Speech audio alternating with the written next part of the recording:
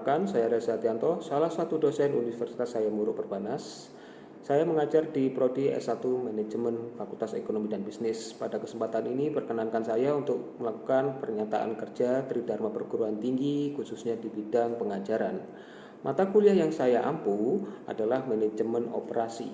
Mata kuliah ini memiliki bobot 3 SKS, merupakan mata kuliah wajib di program studi S1 Manajemen di Universitas Hayamuruk Perbanas. Manfaat mata kuliah ini, dengan mengambil mata kuliah ini diharapkan mahasiswa memahami konsep-konsep manajemen operasi, mampu melakukan analisis sehingga dapat mendesain sebuah sistem manajemen operasi yang dapat meningkatkan efektivitas, efisiensi, dan produktivitas. Capaian pembelajaran mata kuliah manajemen operasi terdiri dari menginternalisasi nilai norma dan etika akademik. Yang kedua, menunjukkan sikap bertanggung jawab atas pekerjaan di bidang keahliannya secara mandiri. Yang ketiga, menguasai konsep umum, prinsip, dan pengetahuan prosedural lengkap manajemen operasional bank maupun manufaktur. Yang keempat, menguasai wawasan perkembangan ekonomi mikro dan makro serta perkembangan kekinian di lembaga keuangan yang ada di Indonesia. 5. Mampu menunjukkan kinerja bermutu dan terukur, mampu bekerja sama, berkomunikasi, dan berinovasi dalam pekerjaannya, mampu beradaptasi, bekerja sama, berkreasi, berkontribusi, dan berinovasi dalam menerapkan ilmu pengetahuan dan kehidupan serta berperan sebagai warga dunia yang berwawasan global. Kemudian metode pembelajaran. Metode pembelajaran yang digunakan adalah kombinasi antara presentasi mahasiswa dengan menggunakan mind mapping dan diskusi aktif mahasiswa.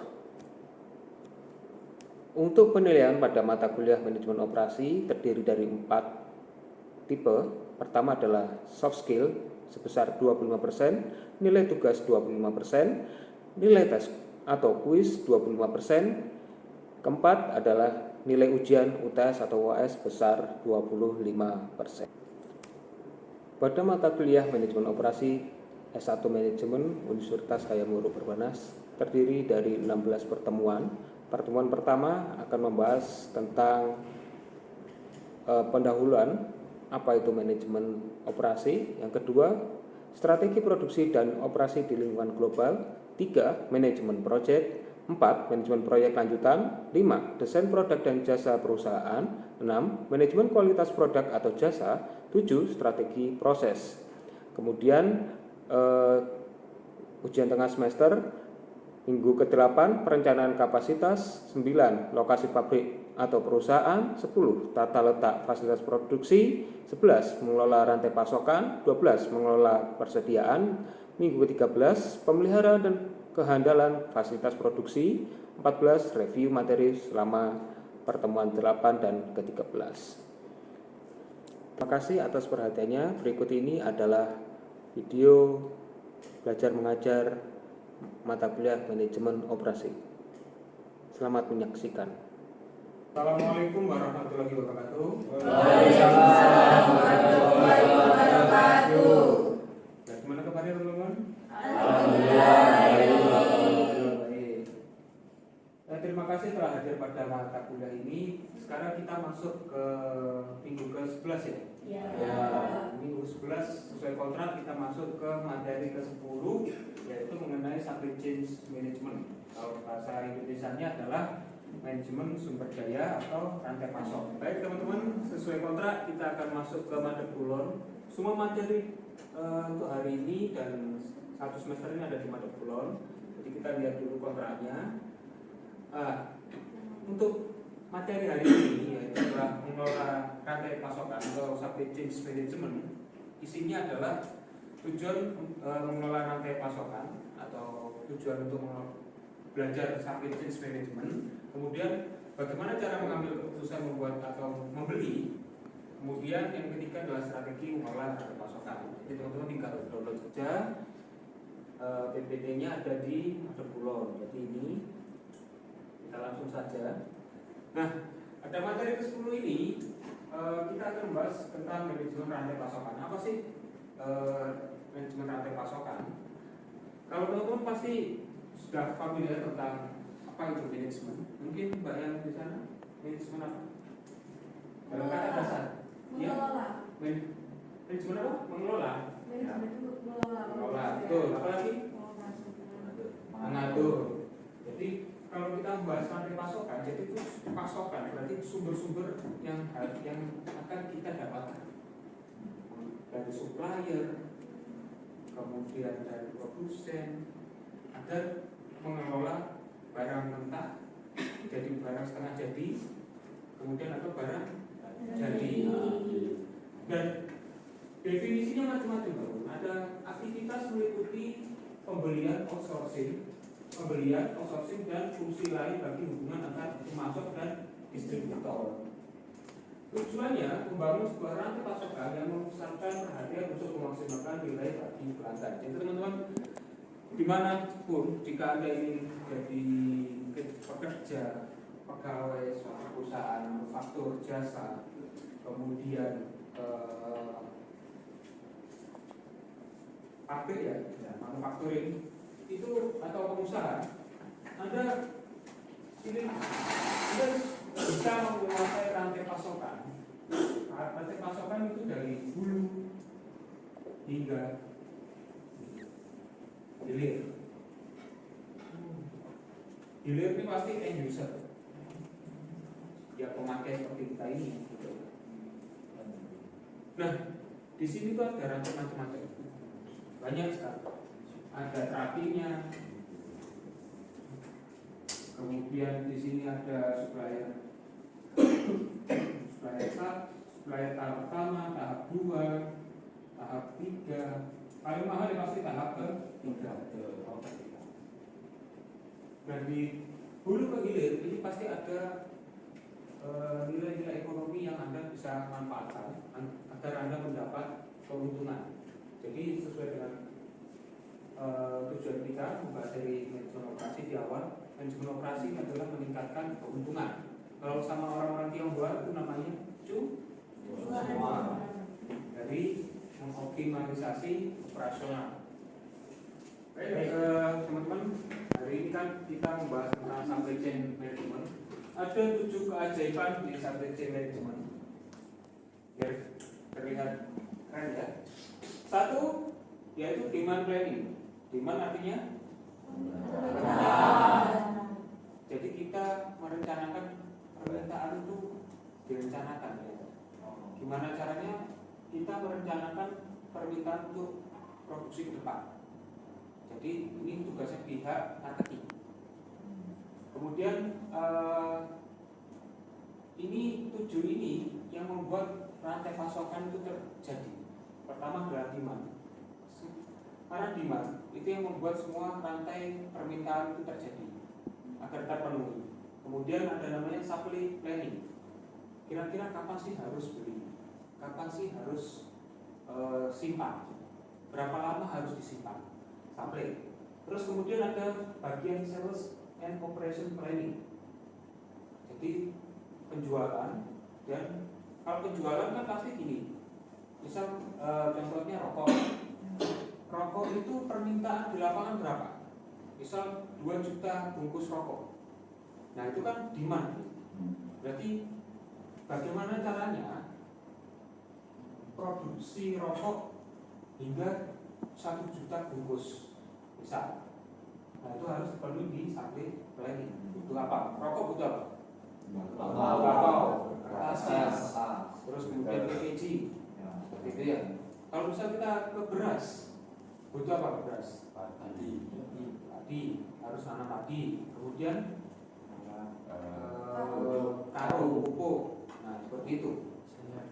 Jadi kalau beras kan pasti cepat laku ya. Kalau sales misal HP yang Anda bawa itu kebutuhan HP Android itu kan segmennya beda-beda. Ada yang kelas 3 juta, ada juga 3 juta, di atas 3 juta, apa pas 3 juta atau lebih dari 10 juta.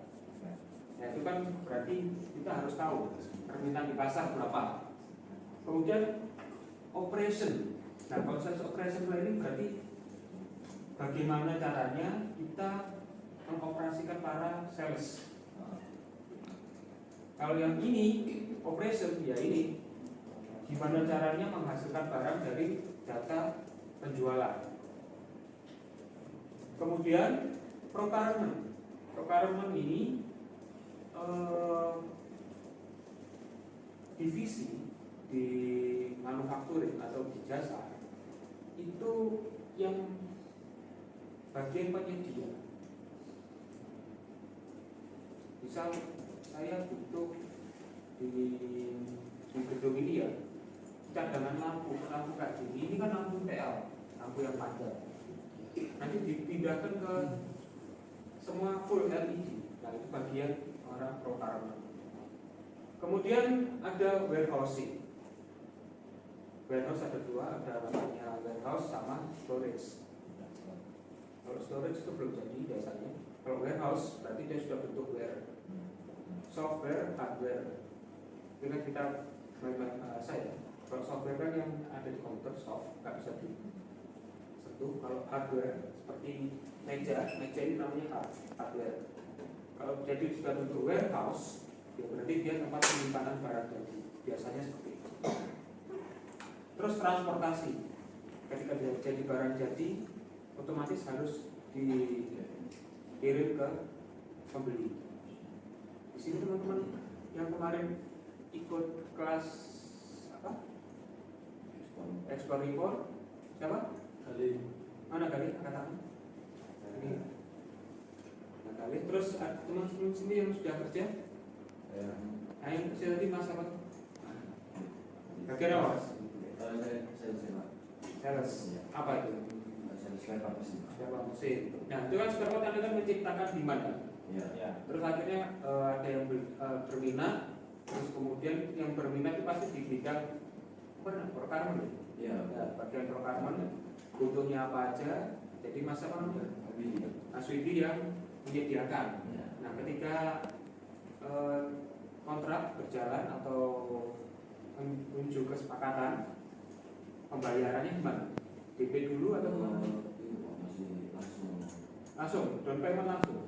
enggak, DP dulu. Oh, DP dulu ya kan, down payment terus kalau sesuai baru dibayar penuh. Nah, ketika sudah dibayar penuh baru dari PT-nya apa? Dari PT Berkatiti mengirim bidang apa? Spare part ya? General supplier. Dan supplier apa juga? Mesin apa lagi? Spare part. Nah, itu dikirim menggunakan transportation. Nah, itu transportasi itu ada macamnya banyak, ada milik sendiri atau pihak ketiga. Kalau biasanya pihak ketiga itu ya karena mengurangi cost ya. Dulu kayak Pertamina, Telkom itu kalau punya mobil dinas mereka beli. Terus lama-lama mereka cenderung ke sewa. Jadi setiap bulan ya urusan yang punya mobil, misal untuk maintenance ya itu sudah include dari dia sewanya itu. Jadi teman-teman sekarang kan ada namanya digital marketing. Nah itu biasanya digital marketing itu kan cenderungnya ke iklan. Sekarang orang itu kalau 3 sampai 5 detik tidak interest atau tidak suka langsung di swipe ganti, bosan. Nah gimana caranya kalau commercial planning itu salah satunya adalah top of mind. Jadi yang ada di ujung kepalanya itu apa sih yang bikin dia teringat terus. Nah itu masuk ke commercial planning. Kalau demand planning, gimana caranya orang itu ingin membeli. Yaitu kenapa kalau ada demand planning, ya ini salah satu yang menciptakan rantai-rantai pasok karena ada permintaan. Nah ada permintaan, bagaimana caranya produsen itu mensupply. Contoh yang di mana? Ekspor impor yang aren ya itu kan pasti ada permintaan. Tapi sebelum ini ya permintaan. Teman-teman Anda Mas apa? Mas Khalid iklan juga? Ya iklan. Di biasanya itu di grup-grup kayak Facebook. Nah itu kan ada komunitas kan. Komunitas. Kalau langsung ketemu orang luarnya itu secara intens chatting itu Ya by WA. BWA nggak ada misalnya rantingnya 3, 1, 2, 3 baru kamu ke kamu atau langsung ke end user. Biasanya tergantung ya Pak. Tergantung. Bukan Tapi aja rata-rata kebanyakan ke sales mereka dulu. oh lewat salesnya mereka. Jadi itu berarti menciptakan demand planning ya. Di Demand planning ini akan terjadi ketika Anda mengkomersialkan atau mengiklankan. Biasanya seperti itu.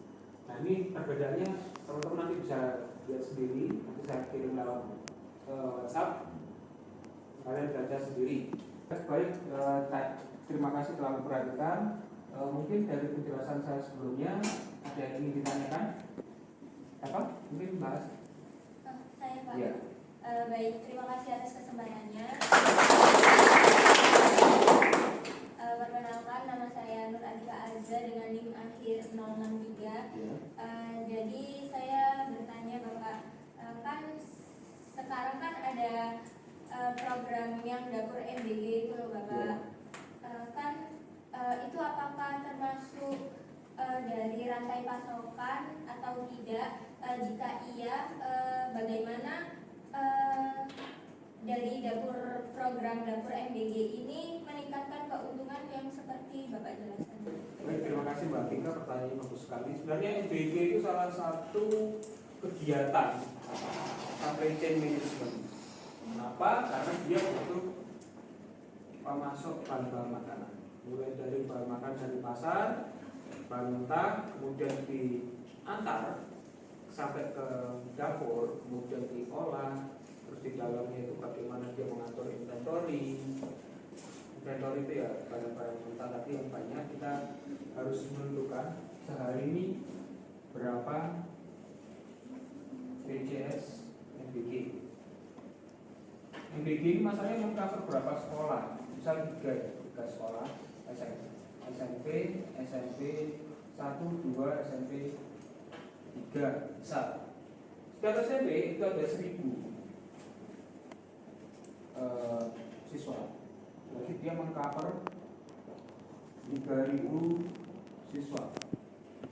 Nah, berarti itu kan demandnya ada 3000 siswa per hari yang harus dikasih makan. Jatah MBG adalah 10.000 dikali 3000. Berarti berapa? 30 juta per hari. Nah, bagaimana cara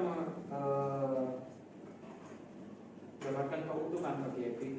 Kalau yang bagus dari 10.000 ini, ambillah jangan banyak-banyak ya, ambil aja HPP-nya adalah 9.000 sampai 9.500. Kalau ambil 1.000 ya kalikan 3.000, berarti per hari 3 juta. Kalau ambil 500, 1 juta 500. Betul? Nah, masalahnya bagaimana kita mencari supplier agar kita HPP-nya itu tetap 9.000 sampai 9.500. Karena nanti gaji pegawai itu kan sudah dibayar sendiri ya, bukan saya tidak tahu kok sistem MBG bagaimana. Kalau Anda disuruh membuat 10.000 untuk bahan makanan saja, belum termasuk biaya pegawai, ya caranya gini. Bagaimana caranya satu kotak MBG ini harganya 9.000. Nah, kalau dia per hari itu untung 3 juta dikalikan 5 kali 4 ya. Satu masuk nggak sih anak-anak ini? Satu nggak masuk. 20, berarti kan ada 60 juta per bulan. Nah, kita harus hitung juga ini biaya konsumsi pick-up-nya berapa, mobilnya berapa.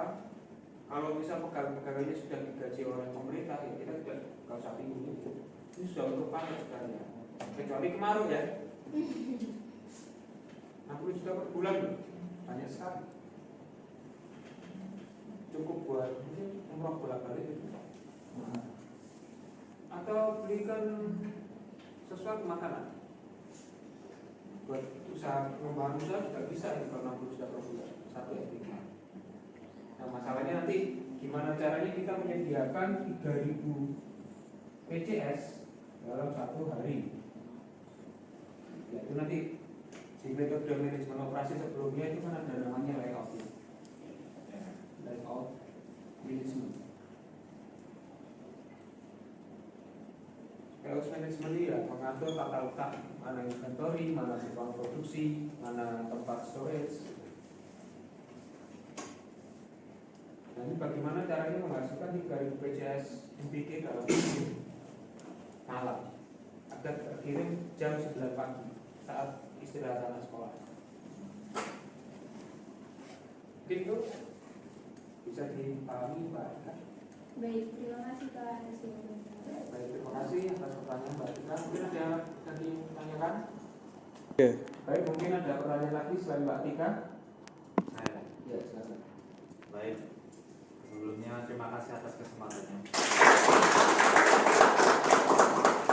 Perkenalkan, saya Gali Haryanto dengan NIM 08. Nah, pertanyaan saya itu di tengah ketidakpastian pasar global sekarang, visibilitas end-to-end tadi yang telah Bapak jelaskan dari hulu ke hilir dalam rantai pasokan itu kan menjadi penentu hidup mati industri ekspor kan Pak. Nah, terus banyak perusahaan itu sekarang itu mulai kayak mengadopsi AI prediktif untuk meramal fluktuasi permintaan dari inventory planning tadi. Namun bagi eksportir kayak skala menengah, investasi teknologi ini tuh kayak terlalu mahal, sangat mahal banget. Nah, pertanyaannya itu bagaimana perusahaan ekspor skala menengah tadi dapat mengoptimalkan operasional forecastingnya mereka agar tidak kalah dengan korporasi yang besar. Terima kasih. Oke, baik, terima kasih atas pertanyaan Mas Gali. Jadi kebanyakan perusahaan-perusahaan besar itu menggunakan AI karena AI itu jawaban berdasarkan database. Berarti perusahaan besar itu punya akses untuk database permintaan berdasarkan database dari AI. Database dari AI ini dari perusahaan-perusahaan yang besar, entah negara yang open ke AI itu. Masalahnya bagaimana caranya agar perusahaan skala menengah hingga yang di bawah ini bisa survive? Agak susah kalau kita mengikuti yang besar karena keterbatasan dana. Ya, jadi ada teori marketing itu word of mouth. Dan tadi ada teori yang saya sebutkan berdasarkan supply chain management. Kita tidak perlu mengikuti produk besar, harus produksi skala besar. Kita cukup mengikuti jumlah permintaan di pasar aja. Mintanya 50, kita buatin 50 dengan harga sekian. Kalau kita mengikuti yang besar, ya kita nggak sanggup. Kecuali kita mengikuti orderan besar melalui perusahaan besar. Jadi kita pihak ketiganya.